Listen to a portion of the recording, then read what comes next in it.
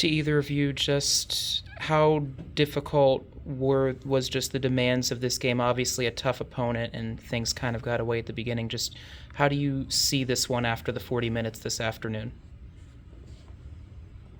I mean, I think they just couldn't have gotten off to a more perfect start. So, I mean, our coach even said, I'm not sure the spread of the points throughout the game, but if you like subtract the first quarter, it was like we were neck and neck the entire game. So I think we got off to a bad start. We kept fighting, but we just couldn't get back from the deficit that we got in that first quarter.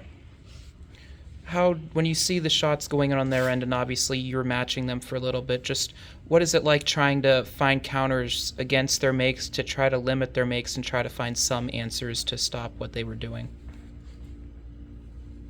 I mean, number one, I mean, she had 6 threes. We knew she was a shooter. And I think that they just like drove and penetrated well, so we would have to help. They'd kick it out. And they had a lot of, I mean, we focused a lot obviously on Sam Breen. She was returning player of the year. So I think that with our focus on her, other people got going. I'm sure this is probably a game that you guys would like to sort of forget, but just what are some main takeaways from this game in terms of areas where you guys can improve? I definitely think our transition defense needs to get better. I thought our offense was fine.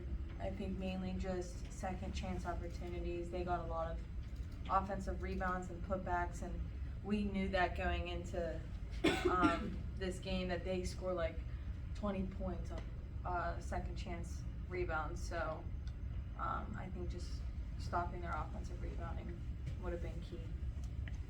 You mentioned their offensive rebounding, a lot of the times getting second or even third chance buckets. Just sort of how demoralizing is it as a defense to get 2 stops in one possession and then still have them score on that same possession?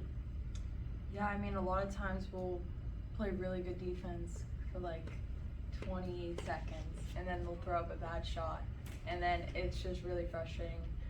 After they throw up that shot, they get the rebound and get an easy putback. So it's like we have to capitalize more on that, and we'll be fine. UMass also has one of the most lethal offenses in the A10, and coming into this, I mean, they were on a 5-game win streak. Sam Breen was coming off of, I think, 2 games in a row where she had a double-double, and Sydney Taylor, I think, just came off of a 30-point game too. So what was sort of the mindset coming into this game? We had a lot of different key factors. Like in practice, we had like 3 different ideas to throw at them. So we just worked on going zone, maybe switching it to pack line or base guarding, and just trying a bunch of different stuff. But they're very talented, and they have weapons from all over the floor.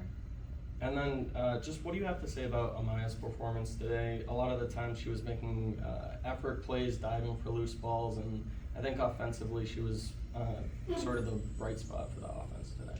No, for sure. Not even just on offense, but I think she did a heck of a job on Sam Breen. I kept telling her throughout the game, like, she was getting frustrated. Like, Sam was getting frustrated. And so I was really proud of her because I think that's a good matchup, and Amaya was able to defend her.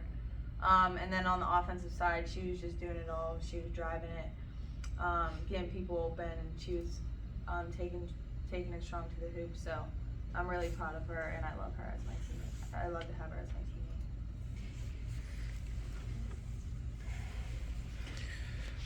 This defense has had an identity of having a nastiness and a stinginess. How do you throw this effort away and make sure that what you all have been able to do all season continues?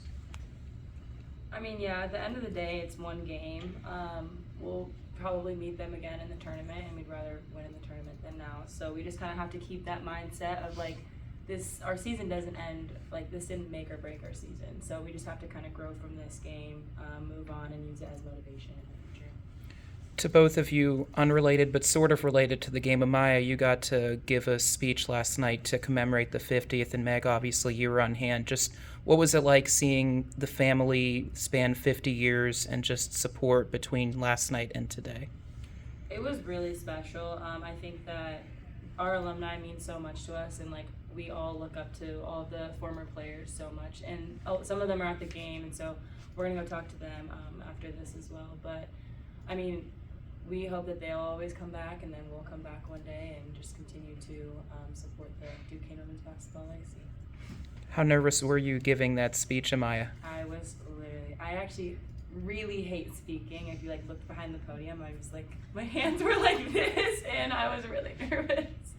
But whatever, it's over. I think I blacked out. I literally don't remember it, but whatever.